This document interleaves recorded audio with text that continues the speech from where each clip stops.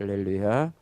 마태복음 28장 11절로 20절 말씀 중심으로 해서 모든 민족을 제자로 삼으라라고 하는 말씀을 중심으로 해서 함께 은혜를 나누기를 원합니다. 오늘 본문이 이제 마태복음 마지막에 해당하는 부분인데요.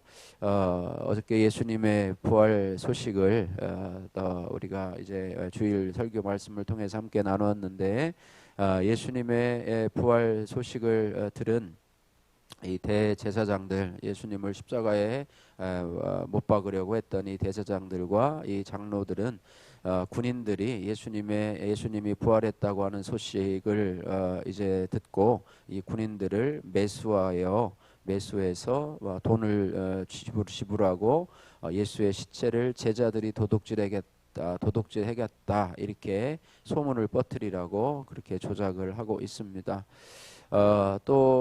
이제 그 여인들의 부활 소식을 전해 들은 제자들은 갈릴리에서 예수님을 만나서 경배하는 장면이 나오고요. 또 예수님이 그들에게 대위임령을 주시는데, 모든 민족을 제자로 삼으라. 내가 세상 끝날까지 너희와 항상 함께 있으리라. 이렇게 말씀하시는 내용이 오늘 본문의 내용입니다. 세상에는 참으로 여러 종류의 사람들이 있습니다. 우리나라도 그렇고 외국에도 그렇고 참으로 많은 사람들이 있는데요. 오늘 본문 말씀을 보면서 어떤 사람들이 있는가, 또 그들 중에서 우리에게 볼 수 있는 그런 잘못된 그런 생각들은 어떤 것이 있고, 또 돌아봐야 될 것은 어떤 것이 있는가, 또 부활의 주님께서 우리들에게 어떠한 사람으로 이 땅을 살아가기를 원하시는가, 오늘 이 부분에 대해서 함께 살펴보기를 원합니다. 첫 번째로 오늘 등장하는 사람 중에 하나는요, 사람 부류 중에 하나는 뭐냐면, 오늘 11절에서 15절 말씀에 보면 거짓을 도모하는 사람이다 이렇게 성경은 말씀해 주고 있습니다. 오늘 11절에서 15절 말씀인데요. 이 막달라 마리아와 마리아가, 이 여인들이 예수님의 부활 소식을 전하러 이제는 제자들에게 갈 때에 그곳에 함께 있었던 이 경비병들도 이 사실을 대제사장들에게 알리게 됩니다. 그래서 경비병들은 아마 두려웠을 것입니다. 자기 자신들이 어떻게 이 일을 맡겨진 일들을 잘 감당하지 못했기 때문에 어떤 처벌을 받을까 두려워했었을 것입니다. 그러나 대제사장들과 장로들은 경비병들에게 오히려 돈을 주면서 이들을 매수하기 시작합니다. 성경 말씀 오늘 12절 말씀을 보니까요, 그들이 장로들과 함께 모여 의논하고 이렇게 합니다. 예수님이 부활했다는데, 그죠? 이 십자가에 못 박으려는데 주동인물이 아닙니까? 그죠? 대제사장들과 이 장로들인데, 예수님이 부활했다는 소식을 듣고 나서 이들의 반응이 뭐냐면 서로 모여서 의논하고 이랬습니다. 전에 보니까 우리 새벽에 말씀 중에 살리는 의논, 또 죽이는 의논이라고 하는데요. 살아나신 부활하신 예수님을 보고 이제는 자기들이 살리는 의논이 아니고 회개하는 의논이 아니고 또 다시 그것을 덮으려고 하는 거짓을 도모하는 그런 것. 그래서 자신도 죽고 또 다른 사람도 죽이는, 경비병들도 죽이는. 그래서 경비병들에게 뭐라 그래요? 군인들에게 돈을 주는데 어떻게 줘요? 많이 줬다라고 얘기를 하고 있습니다. 돈을 많이 주어서. 그리고 보니까 참 경비병들에게 돈을 많이 주어서 어떤 말을 하라고 그들의 입에 넣어주느냐. 13절에 보니까 너희는 말하기를 그의 제자들이 밤에 와서 우리가 잘 때에 그를 도둑질하여 갔다 하라. 이렇게 거짓말로 그들을 매수하고 있는 모습을 보게 됩니다. 그러면서 14절에 만일 이 말이 총독에게 들리면 우리가 권하여 너희로 근심하지 않게 하리라 하니라고 하며, 15절에 군인들이 돈을 받고 가르친 대로 하였으니 이 말이 오늘까지 유대인 가운데 두루 퍼지니라 이렇게 말씀하고 있습니다. 그러니까 대제사장들과 이 장로들도 참으로 거짓말에, 그러니까 자신들의 불의를 덮으려고 했던 이 거짓말은 또 거짓말을 낳고 이렇게 해서 점점 눈덩이처럼 불어나게 되는데요. 회개할 기회를 놓치게 되면 점점 더 자신의 잘못을 덮으려고 합니다. 우리가 하나님 앞에서 자꾸 우리의 이 잘못을 덮으려고 하는 것이 무슨 의미가 있겠습니까? 그죠? 아무런 의미가 없어요. 하나님 우리의 모든 것을 다 아시는 하나님 앞에서 우리가 빠르면 빠를수록, 여러분 회개가 빠르면 빠를수록 더 좋습니다. 거짓이 거짓을, 또 외식이 외식을, 또 형식이 형식을 낳고, 이러다 보니까 나는 잘 믿는 사람인 것처럼 자꾸 포장을 하다 보면, 나는 괜찮은 그리스도인인 것처럼 자꾸 포장을 하다 보면 속은 그렇지 않은데 회칠한 무덤과 같이 될 수도 있다라고 하는 말을 기억하면서, 그것이 여러분의 평생의 신앙생활이 된다고 한다면 얼마나 참 슬프겠습니까? 주님 앞에 정말로 외식하는 서기관과 바리새인들이여라고 책망을 드리면 그들도 회개할 기회가 얼마나 많았습니까? 주님의 말씀을 들을 기회가 얼마나 많았습니까? 그런데도 끝까지 자신들의 진실을 드러내지 않고, 하나님 앞에서 진실을 드러내지 않고 계속해서 자신들의 길을 걸어갔던 것을 보게 되면서, 경비병들 또한 이 돈 앞에서 자기의 양심을 받고 팔고서 그들에게 동조합니다. 이 일을 계획한 사람도 잘못이지만은요, 그 일에 함께 동참하는 사람도 난 저 사람이 얘기해서 난 따라간 것뿐이야 라고 하지만 이 사람도 역시 공범자로 똑같은 처벌을 받게 된다고 하는 것입니다. 그래서 이 여인들은요, 예수님이 부활했다고 하는 진리를 전하고자 기쁨으로 달려간 반면에 이 경비병들은요, 예수님의 부활을 그 자리에서 동일하게 보았음에도 불구하고 거짓을 꾸미고 또 돈을 받고, 또 예수님의 제자들이 그 예수님의 시신을 훔쳐갔다라고 하는 거짓말에 동조를 하게 되는 것입니다. 그래서 이것은, 이 모든 것이 바로 예수님에 대한 불신에서 출발한다고 하는 것을 기억합니다. 그래서 예수님에 대한 불신앙에부터 시작이 되어서 자신의 이해 타산만을 생각하고 사람의 눈치를 보면서 거짓을 행하게 된다라고 말씀하고 있는데, 거짓의 아비가 바로 사단 마귀임을 우리가 기억하면서, 우리가 거짓말이 자꾸 들어가서 결국에는 자신이 거짓의 사람으로, 하나님의 사람이 아니고 예수님의 사람이 아니고 이제는 마귀의 사람으로, 사단에 속한 사람으로 이 땅을 살아갈 수밖에 없다라고 하는 것을 기억하면서 우리도 적용을 해봐야 됩니다. 나는 이의 타산 때문에 믿음을 저버리고 또 거짓말을 하거나 또 행하지는 않습니까? 지금까지 내가 거짓말로 덮어놓은 곳이 있다면 우리가 주님 앞에 이 시간에 솔직하게 회개하고 주님 앞에 내려놓지 않겠습니까? 이런 적용을 해보시기를 바라고요. 두 번째 부류의 사람은 이제 제자들을 말하고 있는데요. 16절에서 17절의 말씀입니다. 예수님이 돌아가실 때에, 예수님이 십자가에 못 박히실 때에 이제 제자들이 다 낙향해서 갈릴리로 가지 않습니까? 그런데 이제 이 여인들의 말을 듣고 나서 갈릴리에 예수님이 오신대더라, 예수님이 부활하셨대더라. 그래가지고 예수님이 이제 직접 그 말씀대로 갈릴리로 갑니다. 16절에 보니까 11 제자가 갈릴리에 가서 예수께서 지시하신 산에 이르러서 17절에 예수를 배웠고 경배한다. 여기까지 끝났으면 좋은데, 경배하나 아직도 의심하는 사람이 있더라, 이렇게 말씀하고 있습니다. 예수님을 직접 뵙고서도, 부활의 주님을 뵙고서도 의심하는 사람이 있다라고 말씀하고 있습니다.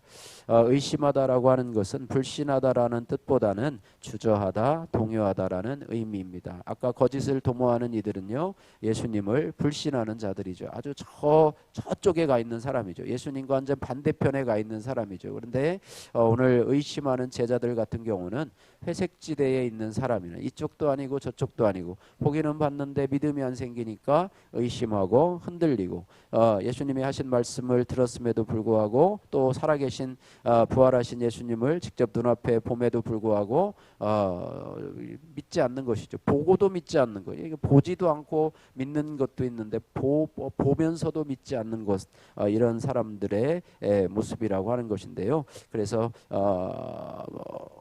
믿음과 불신 사이에서 흔들리는 사람들, 이게 왔다 갔다 하는 사람이죠. 믿었다가 안 믿었다가, 안 믿었다가 믿었다가, 이쪽에도 왔다가 저쪽에도 갔다가, 세상으로도 갔다가 또 하나님께로도 왔다가, 뭐 이렇게 얘기를 합니다. 이것을 중간지대 혹은 뭐 회색지대 혹은 제3의 지대라고 얘기도 하는데요.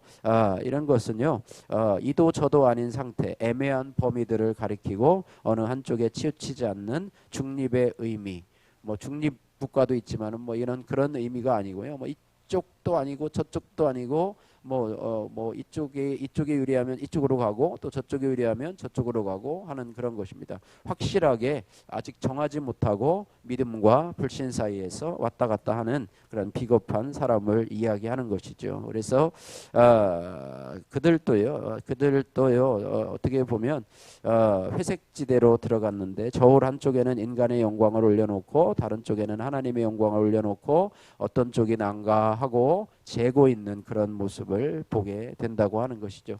말씀을 믿는 것이 옳은가 아니면 믿지 않는 것이 좋은가 하면서 하나님 쪽이 좋은가 세상 쪽이 좋은가 라고 하면서 저울질을 해가면서 자신이 좋을 때는 저쪽으로 갔다가 또 이쪽이 좋은 것 같으면 또 이쪽으로 왔다가 하는 회색 지대에 있는 사람이라고 하는 것입니다. 우리도 그럴 때가 있어요. 우리에게 찾아온 그런 사건 속에서 말씀을 하나님이 주신 말씀이 있는데 그것을 믿지 않고 주저하거나 동요한다면 우리도 주 부활의 주님을 믿지 않고 의심하는 제자들과 같은 모습이라고 하는 사실을 기억하면서 주저하고 동요하고 흔들리는 저와 여러분들의 모습이 아마 그런 모습이 아닌가 이렇게 생각이 되고 혹시 내가 아직도 하나님의 말씀을 의심하고 있다면 여러분들이 하나님의 말씀에 확실히 돌아서시기를 믿는 믿음을 달라고 여러분 기도하시고 하나님 앞에 나가시기를 주님의 이름으로 축복합니다. 세 번째 하나님께서 우리에게 원하시는 사람은요 18절에서 20절 말씀에 제자가 되라라고 말씀하고 있습니다. 우리가 그냥 성도 그리스도인보다 제자가 되라라고 말씀하고 있는데 그 제자의 사명에 대해서 오늘 18절에서 20절 말씀에 말씀합니다. 부활하신 예수님이 제자들을 모아놓고 모든 민족을 제자로 삼아 세례를 베풀고 주님이 분부한 모든 것을 가르쳐 지키게 하라라고 말씀하고 있습니다. 그래서 하늘과 땅의 모든 권세를 가지신 예수님은 성도인 나에게도 그러한 권세를 주셨다 이렇게 말씀하면서 주님이 나를 부르신 것은 내가 나 혼자만 예수 믿고 천국에 가기를 원하는 것이 아니라 주님을 모르는 영혼들에게 가서 그들로 제자 삼고 세례를 주고 말씀을 가르쳐 지키게 하는 사명 때문에 저와 여러분들을 불렀다라고 하는 사실을 기억하면서 우리가 어떤 사람으로 살아야 될 것인가 그런 사람으로 살아야 된다. 어제 부활하신 예수님을 믿는 사람에게 두 가지 사명이 있는데 하나는 예배의 사명이 있고요. 또 하나는 영혼 구원의 부활의 주님을 증거하는 증인으로서의 사명이라고 그랬는데 오늘 이 말씀은 바로 증인으로서의 사명을 말씀하고 계신데 이런 자와 세상 끝날까지 내가 함께 있겠다 말씀하신 주님의 말씀을 기억하면서 저와 여러분들이 주님 주신 권세와 능력으로 영혼 구원의 증인으로서 삶을 살아가는 그런 제자로서의 사명을 감당하는 저와 여러분들 되시기를 바라고요. 오늘 제자 삼는 삶이라고 하는 한성도님의 이런 간증의 내용입니다. 저는 어릴 때부터 성당을 다녔는데 하나님은 그저 제게 멀리 계신 분이었습니다. 그러다 중고등학생 때 친구와 함께 교회를 다니면서 나는 하나님이 만세전부터 택하신 거룩한 자녀라고 하는 정체성을 깨닫고 삶이 완전히 바뀌는 경험을 했습니다. 그 후로 저는 예수 그리스도의 피로 사신 보배로운 자녀답게 항상 말조심하며 친구들을 많이 전도했습니다. 그러나 친구들을 주님의 제자가 아닌 내 제자로 삼으려 했고 예배는 드리지만 기복의 가치관으로 살며 예수님을 의심했습니다. 저는 결혼한 뒤에야 믿음의 공동체에 속해서 고난 중에 말씀으로 위로를 받으며 기복에서 팔복의 가치관으로 바뀌었습니다. 그러자 예수님이 지시한 산에 이른 제자가 된 듯 기쁘고 감사했습니다. 그동안 입으로만 전하던 말씀을 삶으로 살아내고자 모든 예배를 사수하고 성실히 일했습니다. 전에는 세상적으로 잘된 것이 없어서 형제들에게 복음을 전할 수 없다고 생각했는데 고난 중에 오히려 기쁘게 살아가니 동생들도 복음을 받아들이고 함께 주의 제자가 되었습니다. 그리고 유교 집안으로 복음이 전해지기 어려운 시댁에서 시아버님이 주님을 영접하고 소천하시는 은혜도 있었습니다. 시어머님은 밤낮 없이 일해 모은 많은 재산을 시아버님이 사기당하여 전부 잃었는데도 시아버님을 돕히는 의로운 분입니다. 그러다 보니 나보다 의로운 삶을 사는 사람이 있으면 전도해 보라 라고 하며 복음을 여전히 거부하십니다. 그럴 때마다 저는 시어머님은 절대로 예수님을 믿지 않을 거야 라는 생각에 전도하기를 그만두고 싶었습니다. 그러나 제가 죄인의 입장이 아닌 의인의 입장으로 다가가 시어머니를 전도하려고 한 것이 오히려 복음 전파를 회방한 일임을 깨달아져서 회개하게 됩니다. 항상 함께 있겠다고 약속하신 예수님의 말씀을 기억하며 시어머님의 구원을 위해 끝까지 복음 전하는 제자의 삶을 살겠습니다. 적용 시어머니께 매일 안부 전화를 드리고 큐티 말씀으로 깨달은 저의 죄를 한 가지씩 고백하겠습니다. 믿지 않은 신우이에게 큐티인과 신앙서적을 보내겠습니다. 하나님이 저와 여러분들에게 원하시는 것은 바로 제자로서의 사명을 감당하고 영혼 구원의 사명을 감당하는 자로 살아가는 자라고 하는 것을 기억하면서 오늘도 내가 하나님의 약속을 의심하며 회색지대에 있지는 않은지 기억하고 그 거짓에 거짓을 쌓고 이해타산으로 하나님을 따라가고 있지는 않은지 이런 부분들을 생각하면서 돌이키는 삶을 살아가시기를 바랍니다. 기도하겠습니다.